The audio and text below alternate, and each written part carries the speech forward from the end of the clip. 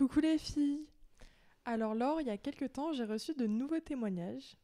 Voilà, donc de filles qui portent des volumateurs capillaires, perruques, ou alors pas. Mais qui sont atteintes d'alopécie. Voilà, qui sont atteintes d'alopécie et qui ont souhaité nous partager leur parcours, leur histoire. Donc Bon, bah super, on va découvrir ça, on va réagir ensemble. Alors moi, je découvre. J'ai droit au suspense pour avoir la vraie réaction spontanée. Alors on va commencer par le témoignage d'une femme qui tenait vraiment à nous partager son parcours avec l'alopécie. Donc je vais commencer à lire son histoire. J'ai commencé à perdre mes cheveux vers 19 ans. Je ne m'inquiétais pas beaucoup car j'avais plutôt les cheveux nombreux, épais et denses au collège. Ils se sont affinés progressivement, mais personne dans ma famille n'ayant vécu de perte de cheveux, je ne me posais aucune question. La première personne à me faire la remarque est ma coiffeuse. Elle me dit que je dois consulter car j'ai certainement une carence ou une pelade. De là, un long chemin tortueux pour essayer d'enrayer la chute de cheveux. Ce que je n'ai pas parvenu à faire. Ce sont ensuite des proches ou des collègues qui vous font des remarques, assez directes et pas très agréables, ce qui vous donne ce sentiment de honte, qui vous donne envie de vous renfermer sur vous-même. Je développe un fort sentiment de culpabilité et rentre dans une spirale du stress qui n'améliore pas la situation. Le regard des autres me fait me sentir terriblement laide et repoussante. Je consulte plusieurs fois des médecins pour ce sujet sans avoir vraiment de diagnostic. Il y a peu d'empathie ou de connaissances dans ce domaine. J'ai tout eu. Prise de sang pour des carences, thyroïde, minoxidil, compléments alimentaires, lumière pulsée, shampoing, sérum. Depuis 15 ans, je multiplie les cures, mais à part perdre du temps et de l'argent, en plus de mes cheveux, il ne se passe rien. Je n'ose plus trop consulter, ni même aller chez le coiffeur. Je sais que ça a beaucoup impacté ma vie sociale. On ne m'a jamais vraiment diagnostiqué d'alopécie androgénétique, mais je pense que c'est bien de ça que je souffre. Je ne vois pas d'autre origine à ce problème. Je suis du coup mal dans ma peau, j'ai toujours eu beaucoup de complexes, et celui-ci est un nouveau coup dur.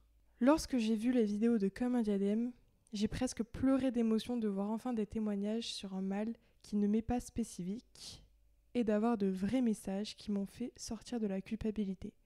Ce n'était pas de ma faute si je perdais mes cheveux. En effet, je n'arrête pas de me répéter que si j'avais eu une meilleure hygiène de vie, si j'avais pris soin de moi, je serais mieux aujourd'hui. J'ai 35 ans et le chemin de l'acceptation de soi est encore long. Mais je suis heureuse de voir qu'il existe des chaînes telles que Comme un diadème qui osent exposer la réalité des femmes perdant leurs cheveux sans artifice. Je n'ai pas passé le cap de mettre un volumateur. J'essaie d'accepter mes cheveux tels qu'ils sont, même si c'est difficile. Ouais. Bah c'est un témoignage classique, comme j'en reçois malheureusement beaucoup. C'est lourd parce qu'on voit tout ce qu'elles vivent, ces femmes, pendant des années et des années. Moi, ça me parle particulièrement parce que c'est exactement toutes les étapes par lesquelles je suis passée moi-même. Donc, des témoignages comme ça, j'en reçois par mail beaucoup parce que souvent, les femmes qui me contactent pour acheter un volumateur capillaire, elles m'expliquent avant leur histoire. En fait, je pense qu'elles ont un peu ce besoin d'en parler parce que c'est hyper dur de parler de ça même à des proches parce que souvent on n'est pas écouté, ils vont nous dire mais non, mais c'est pas si terrible que ça, mais ça se voit pas parce qu'ils veulent être rassurants, mais du coup ils écoutent pas, il y a pas de parce qu'ils savent pas quoi dire à une femme qui perd ses cheveux en fait. Qu'est-ce qu'on va lui dire? Non, c'est pas grave. Oui, c'est grave. Enfin, il n'y a pas de bonne réponse. Ce que je vois dans ce témoignage, c'est beaucoup de souffrance, mais en même temps, on passe toutes par cette épreuve-là, qui peut durer 5 ans, 10 ans, 15 ans. Là, je vois qu'elle s'est beaucoup battue. Elle a dépensé beaucoup d'énergie dans le fait de garder ses cheveux. Ce qui me pose question, par contre, c'est qu'elle n'a toujours pas de diagnostic, alors qu'un dermato devrait pouvoir lui poser un diagnostic. Ça aide quand même de savoir ce qu'on a, en fait. Bah oui, c'est bizarre que... Après, des fois, il y a des médecins, j'ai remarqué, ils vont comprendre que c'est une alopécie androgénétique. Ils vont dire à la femme qu'elle perd ses cheveux, mais ils vont pas poser le mot. Et du coup, ils se rendent même pas compte que pour eux, c'est peut-être une évidence après plusieurs mois, années de suivi, mais en fait, c'est pas une évidence pour la femme en face qui cherche à savoir ce qu'elle a, parce que potentiellement, si c'est une carence ou si c'est autre chose, elle veut trouver une solution. Donc il y a plusieurs choses qui m'ont fait réagir dans son témoignage. Je regarde un petit peu en même temps, mais bon, déjà quand elle nous dit, j'ai presque pleuré d'émotion 2 fois, enfin des témoignages sur ma chaîne. Bon, moi, ça me fait hyper plaisir, et c'est pareil, c'est un retour que j'ai souvent des femmes qui me disent ouais, j'ai pleuré en regardant tes vidéos, ça m'a émue et tout. Après j'ai regardé toutes tes vidéos avec mon mari et je plains le mari qui a dû se taper toutes les chaînes YouTube sur la télé. Mais ouais, c'est ça sur lequel je voulais réagir. Elle dit ça m'a fait sortir de la culpabilité, ce n'est pas de ma faute si je perdais mes cheveux. Mais parce qu'en fait, elle explique, voilà, c'est ça sur lequel je voulais réagir, que elle a longtemps pensé que c'était de sa faute, que c'était de la faute d'une mauvaise hygiène de vie, qu'elle devait changer quelque chose. Mais ça, c'est aussi les proches qui nous font comprendre ça. Parce qu'en fait, quand on leur dit « je perds mes cheveux », il y a beaucoup de gens qui vont nous dire « mais c'est le stress ». Mais c'est ton alimentation. Moi, il n'y a qu'à voir les commentaires que j'ai sur YouTube. C'est toujours ça. C'est le stress, c'est ton alimentation, c'est toi, en fait. C'est toi le problème, c'est ta façon de vivre, c'est ton mode de vie. Et en fait, un homme qui perd ses cheveux, on ne va jamais lui dire qu'il perd ses cheveux parce qu'il est stressé. Un homme qui est chauve, on ne va jamais lui dire qu'il se nourrit mal. On ne va jamais lui dire qu'il est malade et qu'il doit trouver ce qui ne va pas. Et on ne va surtout jamais lui dire de prendre des compléments alimentaires pour retrouver ses cheveux ou de faire ci ou ça, parce qu'on sait que c'est une condition qui est comme ça, physiologique. Et en fait, chez les femmes, c'est tellement tabou que une femme qui perd ses cheveux, elle le cache tellement que dans la société, c'est tellement pas normalisé que les gens ne savent même pas que c'est juste normal. C'est comme les hommes, en fait. C'est pas esthétiquement ce qui nous plaît le plus, mais on n'est pas plus responsable de ce qui nous arrive que les hommes. Mais ça, c'est sûr, mais c'est comme c'est tabou, en fait, comme l'alopécie féminine est tabou. Ouais, il n'y a pas d'information. Il n'y a pas d'info. Donc ça fait des femmes qui vont passer 15 ans à chercher à faire repousser leurs cheveux et qui arrivent dans un état psychologique à 35 ans, 37 ans, 40 ans à être vraiment désespérées. Elles sont à bout. Elles sont à bout de... Et du coup, c'est malheureux, mais il faut aussi souvent ce parcours-là pour être prête à aborder des types de solutions comme les volumateurs capillaires. Parce que ce que je remarque aussi, c'est que c'est une solution, pareil, qui est assez taboue. En tout cas, on essaie de travailler sur le fait que ça le soit de moins en moins, mais c'est ces femmes-là qui vont être prêtes aussi à passer le cap. Parce que c'est encore un produit qui est tabou. Et moi, ce que je voudrais, c'est qu'on n'ait pas besoin d'en arriver à ce niveau de désespoir pour se dire je perds mes cheveux, c'est pas hyper esthétique dans la société comme elle est aujourd'hui, quoi. C'est pas ce qui est considéré de plus joli chez une femme d'être clairsemée. J'ai cette solution si je veux, en fait. Et c'est vrai que ça fait mal au cœur, et en même temps, c'est bien ce témoignage parce que c'est un résumé de ce que je reçois. Ouais, il y a plein de filles dans cette situation-là, donc... Mais c'est la majorité, moi, toutes celles qui m'écrivent, elles sont dans cet état d'esprit-là où ça fait 15 ans, elles n'en peuvent plus, mes vidéos leur font du bien, souvent elles ne sont pas forcément encore prêtes, et parfois elles ne le seront pas, et parfois elles n'ont pas envie, elles préfèrent s'accepter. Là, je vois qu'elle dit... J'essaie de m'accepter comme je suis.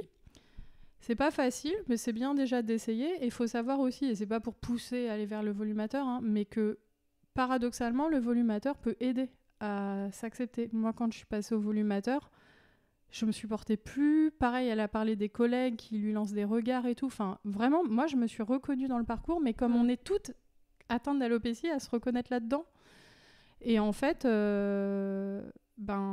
je sais plus ce que je voulais dire, c'est que je me perds dans ce que je voulais dire, mais oui, le volumateur, paradoxalement, ça nous permet de nous retrouver jolies, de nous voir comme on pourrait dans notre tête être, et de se dire qu'en fait on peut être comme ça, donc ça nous restaure un petit peu, et ça permet aussi, parfois, je trouve, d'avoir un regard plus indulgent sur sa perte de cheveux. En tout cas, moi, ça a été mon cas. Ce qui est super dans ce genre de témoignage, c'est que ça permet... aux filles qui sont dans la même situation de voir qu'elles ne sont pas seules. Ouais, et surtout que... c'est vrai que moi, si j'ai pu avancer aussi, c'est parce que des témoignages comme ça, j'en reçois beaucoup. Mais elles les reçoivent pas. Oui, c'est ça. Donc il n'y a pas que Laure qui a une alopécie en fait. Ouais. Y a aussi toutes ces femmes qui m'écrivent toutes les semaines et là c'est un bel exemple et des mails comme ça j'en reçois quasi tous les jours. Hein. Ouais, c'est ça. Bon, merci pour votre témoignage. Ouais, c'est ça.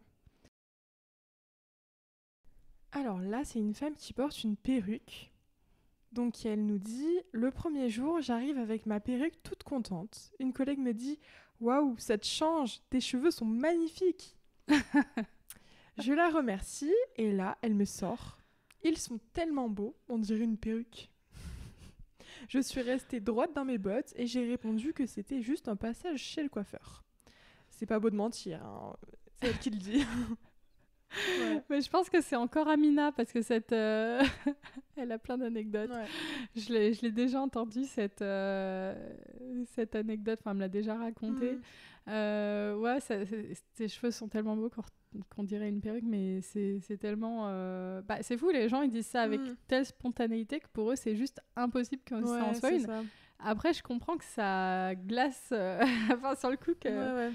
Mais voilà, faut juste accepter le compliment et dire « Ah, merci, ouais. » Oh, franchement, si elle l'a senti comme ça...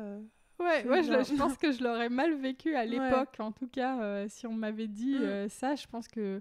Faut réussir à être... Il faut garder le sourire. C'est ça. Oui, merci.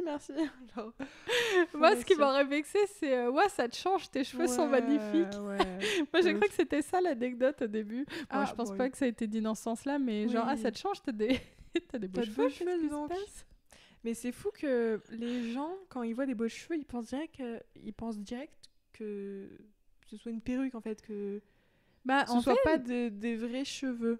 En fait, quand tu regardes, c'est assez rare des femmes qui ont des cheveux, parce qu'en plus, Amina, elle a une perruque assez longue. Donc moi, je la visualise, la perruque, elle est longue, elle est pas du tout dégradée, une chevelure magnifique comme ça, c'est assez rare. C'est une princesse. Une belle dentité, ouais, c'est assez rare dans la vraie vie, donc je pense que... À part Kate Middleton. Ouais, à part Kate Middleton, et encore, il y en a beaucoup qui la soupçonnent. Ouais. Donc, ouais, c'est vrai que cette anecdote, elle est marrante. Du coup, là, on va passer au témoignage d'une femme qui avait également envie de partager son expérience avec nous par rapport à son alopécie. Alors... Du coup, le témoignage. J'ai une perte de cheveux depuis que j'ai 14 ans et le problème n'a fait que s'aggraver au fil des années. J'ai commencé à consulter un médecin lorsque j'ai eu 3 mois d'affilée sans avoir de règles, à environ 20 ans. Je suis allée voir un endocrinologue qui m'a conseillé la pilule, ce qui a arrêté la chute. En parallèle, on m'a diagnostiqué une hypothyroïdie que je traite en prenant un traitement chaque jour. J'ai également testé la combinaison bépantène plus biotine. C'est un bon traitement, mais pas miraculeux, puisque je ne suis pas satisfaite du résultat à ce jour. J'ai même testé le centre de cheveux Cloderer. Tu connais ? De nom. Une perte d'argent et de temps pour mon problème. Bah voilà, c'est pas moi qui l'ai dit. Aujourd'hui, j'ai 23 ans et j'ai toujours un énorme complexe sur mes cheveux. Je n'ai jamais pu retrouver la densité que j'avais avant. Je dois mettre de la poudre densifiante chaque jour. Je ne peux plus sentir sans. Je ne suis pas prête à passer au volumateur car la solution que j'ai aujourd'hui me convient à peu près. J'espère tout de même pouvoir accepter le problème un jour car ça me gâche la vie.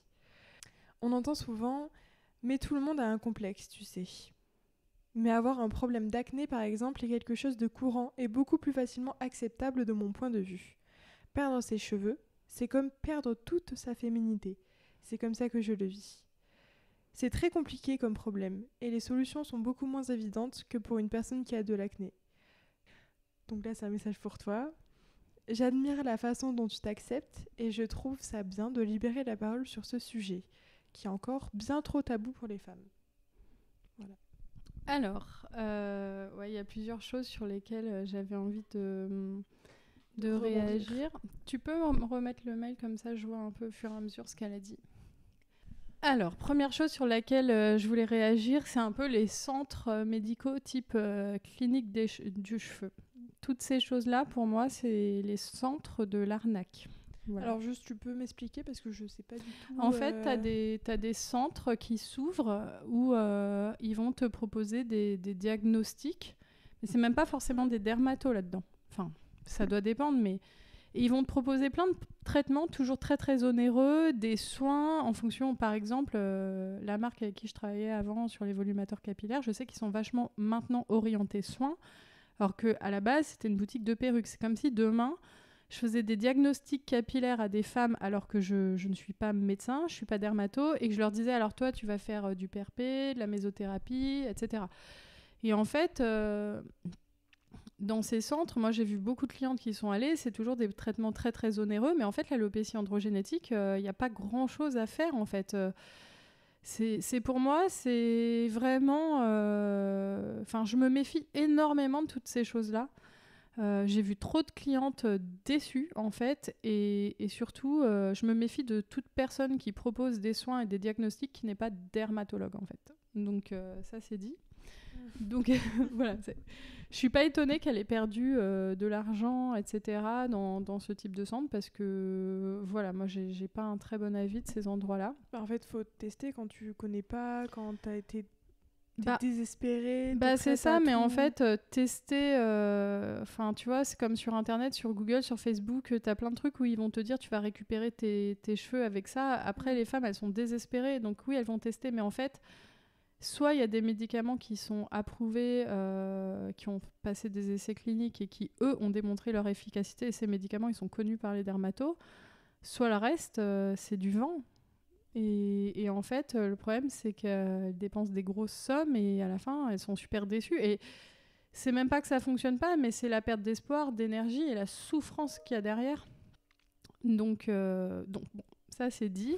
Donc, moi, je recommande pas d'aller dans les cliniques du cheveu. À la rigueur, aller au centre Saboureau à Paris, c'est des spécialistes, etc. Même si c'est un centre où moi, je suis allée, j'ai trouvé que j'étais un peu expédiée rapidement. Mais au moins, c'était des dermatos. Mais voilà, multiplier les cliniques du cheveu, payer 500 € par-ci, 300 € par-là, 2000 € par-ci, 3000 € par-là, parce que c'est ce genre de somme. C'est énorme. Ouais, voilà, c'est vraiment, pour moi, c'est de l'abus de faiblesse à ce niveau-là. Et voilà, moi, ça me... Ensuite, qu'est-ce qu'elle nous a dit ? Ouais, sur le truc du complexe, alors, j'étais à la fois d'accord avec elle et... Pas d'accord, mais voilà. Quand elle dit, quand la personne qui dit tout le monde a un complexe, ça m'a fait la même réaction que pour elle. C'est genre, non, enfin, on parle pas de la même chose, ou genre, j'ai 5 kilos en trop et plein de femmes ont l'impression d'avoir un peu de poids en trop et je perds mes cheveux et je deviens clairsemée et tout le monde me regarde. Une femme qui a quelques kilos de trop, elle va pas avoir tous ses collègues qui la regardent et qui se posent des questions derrière son dos de savoir pourquoi elle est comme ça. Elle va pas subir des regards genre oh peut-être hein. Bah voilà, après c'est justement ça et c'est pareil que l'acné. C'est là où je veux dire ça dépend du level du complexe et je pense que pour l'alopécie c'est pareil quelque part. C'est que bah pour l'acné ça dépend à quel niveau d'acné, parce que moi j'ai déjà vu des filles tu vois qui ont vraiment un gros niveau je sais pas si tu vois la youtubeuse Enjoy Phoenix à une époque avant qu'elle prenne Roaccutane, elle avait énormément de boutons et tout et franchement sortir comme ça, alors là je parle pas d'elle en particulier mais en étant vraiment très très marquée par l'acné tous les jours, avoir les gens qui regardent ton visage, ça doit être très très dur aussi. Pareil pour le surpoids. Moi, j'ai une amie qui a été en très très fort, qui a été en obésité quasi morbide à un moment. Elle me disait qu'elle prenait des réflexions mais horribles des gens. Donc je pense que je suis d'accord avec le fait que l'alopécie c'est pas un complexe anodin comme j'ai un peu de boutons de temps en temps ou je suis un peu trop maigre ou un peu trop voilà. Ça peut pas être comparé. Enfin moi tu vois ma mère va reprendre un tacle dans la vidéo, mais elle me disait toujours mais c'est comme moi, j'ai mes taches de soleil. Bah oui, mais moi aussi je complexe sur mes taches, mais elle a des taches invisibles. De quoi tu me parles de tes taches que tu te fais brûler chez le dermato tous les ans et tous les ans tu revas au soleil pour te remettre des taches de soleil. Enfin, c'est pas la même chose. Donc je suis d'accord que c'est pas un complexe anodin pour une femme. Mais je pense que des gens qui ont des gros complexes comme l'acné, le poids, ça peut être aussi dévastateur en fait. Puis en plus, c'est en fonction de toi, comment on se voit nous-mêmes. Enfin, par exemple, toi, ton alopécie, moi, ça me choque pas, tu vois, tandis que toi, ça te complexe. Enfin, ça c'est voilà, c'est toujours une question. Il y a comment on se voit soi. Oui. Moi, c'est vrai qu'il y a une époque où j'avais une alopécie qui était moins marquée que maintenant, et j'en souffrais beaucoup plus. Donc, moi, je vois des femmes qui ont 50 ans, qui ont une alopécie que moi, je vois pas. Et qui sont très, très complexées au point qu'elles portent un volumateur avec les contraintes que ça implique. Donc, il y a comment on le ressent soi. Après, je comprends aussi que pour certaines femmes, quand tu as une grosse alopécie, se dire... tu vis pas la même chose au quotidien qu'une personne qui a une alopécie qui n'est pas encore visible. On dit souvent il n'y a pas d'échelle dans l'alopécie. On peut toutes souffrir comme une fille qui a 2 kilos entre guillemets de trop, elle va être ultra complexée alors qu'il y a une fille... Mais c'est vrai que quand tu as une alopécie très très marquée, le quotidien il est plus compliqué. Et je parle même pas là de femmes comme moi, je parle à un niveau plus avancé. Mais après, c'est vrai que, tu vois, par exemple, quand tu me dis, moi, ton alopécie, elle me choque pas, je pense qu'elle te choque pas parce que c'est pas toi-même. Oui, mais voilà. Moi, ma mère, elle me disait souvent ça aussi, mais non, mais ça me choque pas. Et un jour, je lui ai dit, on échange. Parce que, en fait, c'est vrai que quand c'est pas soi, on est moins dur sur les autres que sur soi. Et surtout... on n'est pas dans leur basket, tu vois, comme la fille, là, elle dit, la fille qui a une grosse acné, faut imaginer quand elle a vraiment une acné très marquée. Après, c'est sûr, si c'est 2-3 boutons, et comme tu as dit, ça dépend comment la fille, elle se sent. Ouais, c'est ça. Tout le monde est différent. Voilà. Et tu as des femmes qui souffrent énormément de leur acné, même quand elle est légère. Donc, c'est ça. je pense que ça dépend, l'état d'esprit.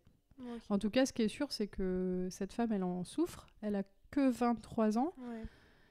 Elle a le temps encore de faire son chemin d'acceptation, d'envisager peut-être ou non un jour les volumateurs, mais elle a déjà un gros parcours derrière elle de souffrance, quoi. Ouais, c'est dur. Ouais, c'est dur, surtout à cet âge-là. Ouais. Peut-être qu'il y a un SOPK, ce genre de choses. C'est des maladies, parce que je vois qu'elle n'a pas eu ses règles à un moment. Ah non, je crois qu'elle parlait d'hypothyroïdie. Là, c'est différent parce qu'en plus, il y a quelque chose d'hormonal peut-être qui explique. Mais peut-être que du coup, pour elle, ça pourra se réguler par des médicaments. C'est pour ça qu'il faut toujours faire un suivi par un dermato, un endocrinologue, si le dermato n'a pas pu trouver, pour être sûr qu'il n'y a pas un problème autre. Ok, du coup, merci pour ce témoignage et bonne chance à toi. Ouais, force à toi. Ouais. Je vais vous raconter ce qui m'est arrivé un matin d'avril 2023 en arrivant au bureau. J'avais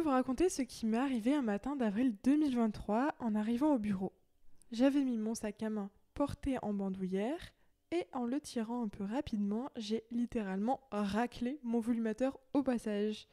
En moins de 2 secondes, voilà à quoi je ressemblais. Donc là, il faut que j'aille chercher la photo. Voilà, j'ai besoin de la photo.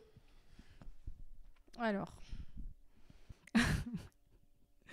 Tu l'as pas vue, c'est ça ta... Non, j'ai pas vu la photo, moi j'ai que le... Je sais pas si on pourra la partager. Toi, ça te choque pas? C'est vrai qu'en dessous, c'est un peu plus... il a reculé, là, il y a un souci. Je sais pas si on pourra la partager, je lui demanderai. Mais si jamais on peut pas... Donc, il est surélevé. Et il est en arrière. Ça fait un style... tu sais, coupe mulet... Ouais, je vois. Pardon, hein. Car c'est pas content de toi.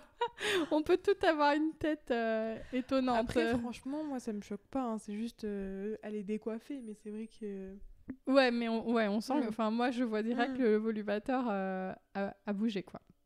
Du coup, elle nous dit « Je n'ai rien dit, les collègues n'ont rien dit. Tout le monde a fait comme s'ils n'avaient rien vu. J'en ai beaucoup rigolé après, mais devant les collègues, il y en avait 5 présents, j'en menais pas large. » Je sais pas si les collègues, ils auraient vu, tu vois. Parce que moi, ça me choque, parce que je sais qu'il n'est pas censé être comme ça, mais je sais pas si eux... Moi, ça me choque pas. Après, c'est une photo, donc forcément, en face... En plus, elle sourit sur la... Elle a eu la force de sourire encore, genre... peut-être que voilà ce qui m'est arrivé. Elle nous a dit qu'elle en avait beaucoup rigolé après, donc... Ouais. Bah, moi, un jour, c'est ce qui m'est arrivé, mais je l'ai peut-être déjà raconté, je sais plus, je radote, mais j'étais allée, mon mari m'accompagne devant mon boulot, et j'ai voulu faire un bisou à ma fille qui était dans le siège auto. À l'époque, elle avait 1 an, quoi. Et j'ai penché ma tête comme ça, et elle m'a arraché le volumateur. Mais pas entièrement, parce que il y a des clips quand même, il tenait bien. Et donc, je me suis retrouvée avec le truc comme ça, et je suis sortie dans la rue. Heureusement, il n'y avait personne. Mais s'il y avait eu quelqu'un, j'aurais pas été prête à dire... Je sais mon toupet qui s'envole. Mais t'avais senti quand t'as arraché les cheveux? Elle a tiré, puis moi, tu sais, c'est comme un petit singe, tu peux rien faire. Tu sais, t'as la tête, je pouvais rien faire, je me suis débattue, mais... Ouais, faut lâcher. Bon, heureusement qu'il y avait personne. Ouais, c'est ça, franchement, je l'aurais mal vécu sinon. Après, franchement, il y a des gens, ils remarquent, d'autres pas, après, oui, c'est pas un drame, on n'est pas des criminels, tu vois, mais c'est vrai qu'à l'époque où je venais de commencer à porter un volumateur, je l'aurais pas bien vécu. Bon, c'est passé. Bon, merci les filles pour ces témoignages. C'est toujours un plaisir de vous lire. Si vous en avez d'autres, n'hésitez pas, c'est toujours à l'adresse de Camille. On réagira dans la prochaine vidéo dès qu'il y en aura assez, dès qu'il y en a comme ça, 4-5. Donc n'hésitez pas si vous avez des anecdotes croustillantes. Ou même juste si vous avez envie de partager vos histoires, vos parcours. Ça peut aider d'autres filles à se sentir moins seules dans la situation. Voilà. Merci. À bientôt.